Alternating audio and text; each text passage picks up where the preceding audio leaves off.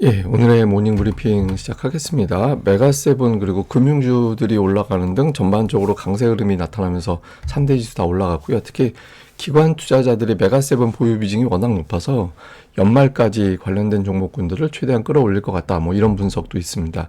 다만 이제 인플레이션 우려가 내년에도 이어질 가능성이 있기 때문에 내년도 증시에 대한 전망은 조금 엇갈리는 그런 모습도 있었고요. 국채금리 상승세가 좀 주춤하면서 이 점도 시장을 끌어올리는데 약간 이제 역할을 했다. 이렇게 봐야겠습니다. 3대 지수 다 올라갔고 러셀 2000 지수도 올라갔습니다. 뭐 한국 관련 지표는 뭐 그저 그렇게 마감이 됐는데 오늘 특징적인 건 모든 업종이 다 올랐어요. 그러니까 하락한 업종 없이 다 올라갔다. 그냥 말 그대로 산타랠리가 나온 하루 이렇게 보면 되는데 상승 종목 수가 압도적이었습니다. 그러니까 오늘 458개 종목, 그러니까 S&P 500에 속한 종목 중에서 458개가 올라갔는데 이거는 1년 전 하고 비교해 볼 때 1년 전 이후에 이제 가장 높은, 그러니까 작년도 12월 이후에 가장 많은 종목이 올라간 거거든요. 그래서 그냥 뭐 산타랠리에 대한 어떤 기대감 그리고 실제로 그런 효과가 좀 발휘된 하루였구나 이렇게 볼 수 있는 건데 이렇게 이제 지수가 올라가는 데는 뭔가 좀 핑계가 있어야 되잖아요. 우선은 뭐 투자자들이 대체로 이때는 증시 의뢰 올라가니까 또 매수해 볼까 뭐 이런 것도 좀 있었을 것 같고 특히 메가세븐 종목이 일제히 상승하면서 시장이 올라갔다. 이 종목들이 뭐 최근에는 어떤 건 올라가고 어떤 건 빠지고 이렇게 좀 구분이 됐었죠. 그런데 지금은 다 올라가는, 물론 이제 등락폭은 좀 차이가 있었는데 다 올라가는 그런 모습을 보였고 또 금융주도 올라갔거든요. 이것도 비교적 중요한 대목이라고 보는데 금융사들이 그 연준의 스트레스 테스트 조건이 좀 과도했다 이런 이유로 소송을 했다라고 하거든요. 이게 무슨 얘기냐면 스트레스 테스트를 통과하기 위해서는 이제 은행주들이 재무를 좀 탄탄하게 해야 돼요. 그러기 위해서는 뭐 현금을 더 많이 보유하고 있어야 되고 이런 조건들이 있거든요.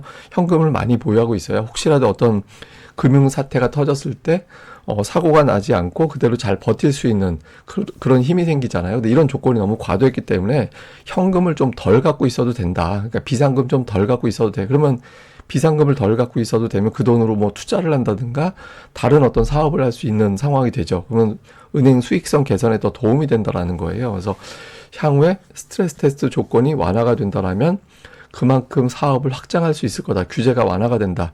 그러니까 이렇게 해석하면서 금융주가 이제 강세를 보였고, 그 다음에 이제 중국의 레거시 반도체가 좀 불공정 무역을 하고 있다. 이런 어떤 내용들이 나오면서 또 반도체 관련주들, 예를 들면 뭐 브로드컴이라든가 AMD라든가 뭐 이런 종목군들이 또 올랐습니다. 이게 뭐 반도체가 다 올라간 건 아닌데 어쨌든 이런 브로드컴은 뭔가 이제 핑계거리만 있으면 계속 올라가거든요. 지금 이제 엔비디아의 대항마로 부각이 되고 있잖아요. 그래서 뭐 하나만 갖다 붙이면 브로드컴은 계속 올라가는 이제 그런 구조가 되죠.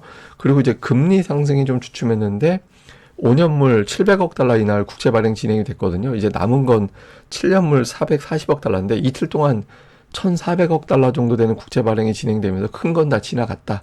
이런 분석이 나온 건지 몰라도 어쨌든 국채 금리 상승세가 좀 주춤거리면서 시장이 올라갈 수 있는 어떤 뭐 좀 도움을 줬다. 이렇게 보면 되겠습니다.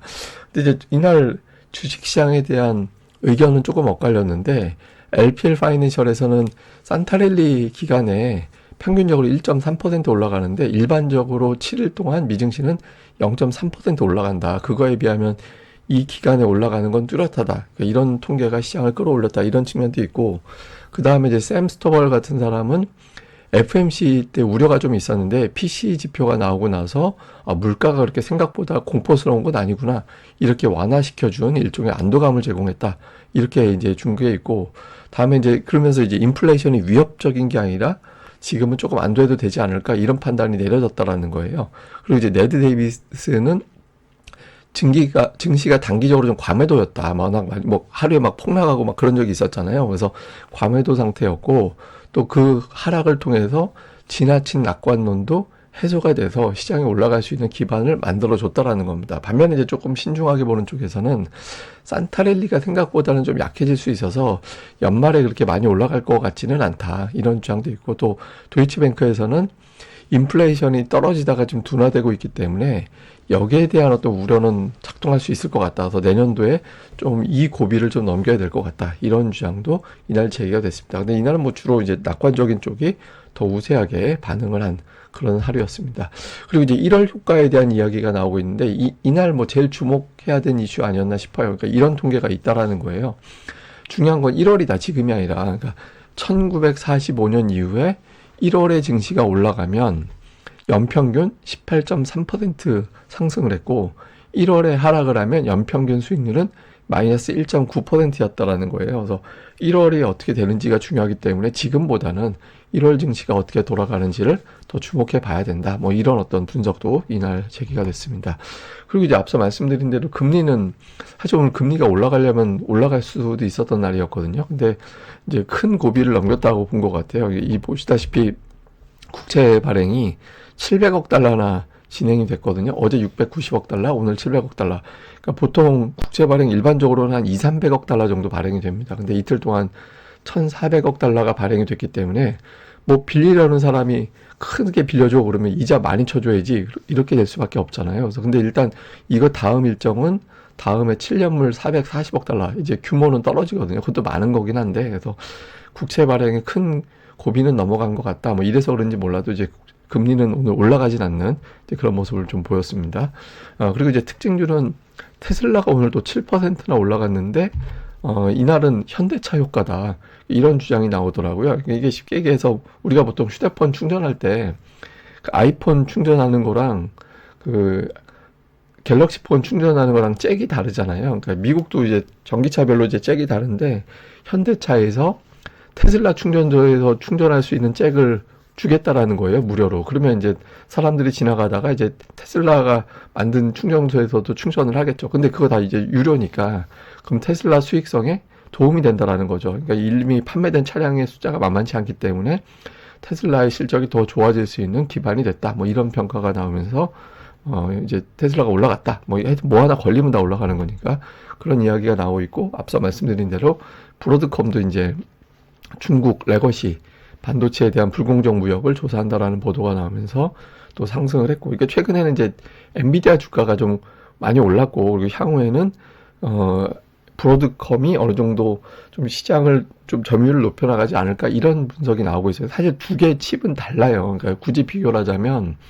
옛날에 이제 알라딘이라는 그걸 보면 램프의 요정이 있고 반지의 요정이 있잖아요. 그러니까 그 엔비디아는 일종의 램프의 요정 같이 커다란 어떤 일을 할 수 있는 거고 그 브로드컴 같은 경우는 이제 반지의 요정 조금 더 작은 일을 할 수 있는 건데 반지의 요정도 상당히 잘 써먹을 수 있죠. 두 개인데 이제 지금 너무 비싸졌으니까 브로드컴이 상대적으로 좀 싼 제품을 많이 판매하니까 좀 주목받지 않을까. 그리고 빅테크 기업들이 브로드컴하고 같이 개발하고 한다니 향후 실적이 더 좋아지지 않을까 뭐 이런 기대가 좀 있는 것 같아요. 그래서 브로드컴이 좀 강세를 보이고 있고, 그 다음에 이제 JP모건 앞서 말씀드린 대로 스트레스 테스트 관련해서 이게 좀 변경이 되면서 규제 완화 효과를 누릴 것 같다라고 해서 이제 금융주도 올라가는 이제 그런 모습을 보였습니다. 근데 미국에서는 선거 이후에 이건 뭐 그 애플만 그전에는 이제 애플은 꾸준하게 올라가는 종목 이 정도가 돼 있는데 그냥 테슬라 혼자 올라가는 거예요. 그러니까 하나 더 더하자면 여기에 빠지는 종목이 브로드컴이잖아요. 그래서 미국 증시는 사실상 미국 대선 이후에 보면은 그렇게 두드러지게 튀어 올라갔다 이런 느낌보다는 테슬라와 브로드컴이 끌어올렸구나라는 점이 다시 한번 입증이 되는 것 같습니다. 자, 요약을 좀 해보면 미증시는 산타랠리 효과 때문에 올라갔다 이렇게 볼 수 있는 거고, 국채금리 상승세가 주춤했다라는 점은 좀 다행스러운 대목이고, 그리고 기관 투자자들이 메가세븐을 끌어올려야 자신들의 어떤 연평균 수익률이 끌어올라가는 그런 효과가 있기 때문에 그런 상승을 주도하고 있는 걸로 보여진다. 이렇게 보면 될 것 같고요. 그 다음에 현대차, 이제 뭐 중국산 반도체 규제 이런 것들이 이슈가 되는데 이게 우리 증시에도 영향을 줄 수 있는 사안이긴 하거든요. 그래서 저거 현대차 같은 경우는 뭐 이게 뭐 우리 증시 돌아갈 때도 이미 알려져 있는 내용이긴 한데, 근데 뭐 사실 뭐 충전 방식 때문에 자동차를 구매하지 않아 뭐 이렇게 될 것 같지는 않긴 한데 어쨌든 이게 조금이라도 좀 플러스 효과 되지 않을까라는 게 또 있고, 중국산 반도체 규제도 역시 우리 증시 돌아갈 때도 알려진 내용이긴 한데 이게 좀 늦긴 했죠. 이미 중국 반도체 기업들이 기술을 상당히 확보해 놓은 상태라서 좀 늦은 감이 없진 않지만 뭐 이런 재료들이 좀 반영이 될지 여부는 좀 돌아가면서 봐야 될 것 같습니다. 이거 뭐 이 앞서 말씀드린 차트긴 합니다만은 그 미국 증시는 산타랠리 때 선물 줄 거는 확실하게 주고 가는 것 같아요. 근데 우리 증시는 그런 선물조차도 없이 진행이 됐죠. 상승 종목이 좀 많아지고 이래야 되는데 미국은 줄 건 딱딱 주는데 우리는 그런 것조차도 없어서 아쉬운 것 같긴 합니다. 근데 어쨌든 시장은 돈이 없는 것 같아요. 우리 증시는 확실히. 예, 뭐 국내 투자들은 해외 주식 또는 가상화폐 이쪽이 자금이 분산되어 있는 상태고 외국인들 계속 매도하고 있는 상태고 하기 때문에 자금을 끌어오는 어떤 뭔가 트리거가 있어야 되는 상황이다라고 보여지거든요. 그래서 외국인들 매도가 조금 둔화되는 모습이 나오긴 했는데 그런 것들이 확실하게 매수로 돌아서는 것이 확인되지 않으면 투자자들이 계속해서 확신을 갖기는 좀 어려운 상황이긴 하다. 그래서 외국인들의 매수가 절실한 시점이다. 이렇게 봐야 될 것 같습니다. 예, 그럼 또 하루 잘 보내시고요. 저는 또 다음에 뵙겠습니다. 감사합니다.